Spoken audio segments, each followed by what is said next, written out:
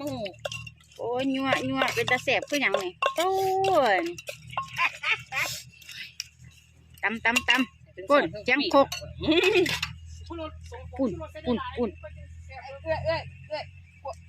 ใส่หลายแสบหลายใส่หน่อยแสบหน่อยเห็นบ่ โคกเดียวคุณน่ะตั้งว่า3 คนคุณก่อนเห็นบ่แต่ว่าเอามาดูเนาะเอามาเนี่ย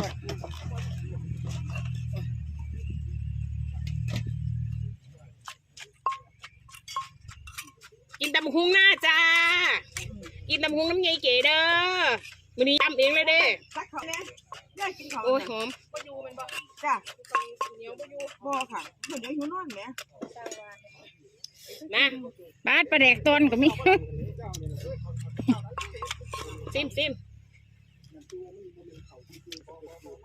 บอีหลีล่ะ พอค่ะพอแล้วค่ะ ได้ทุกเขาว่ะ ย่าพันอยู่แต่ว่าย่า พอแล้วแซ่บ ปุ่นโอเคปุ่นขาดมาปะ ได้หรอ ผู้วานกับวานไป โอ้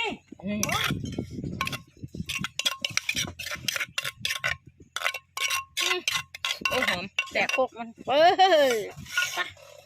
มา นี่ย่าจันคือบอกว่าน้ำมู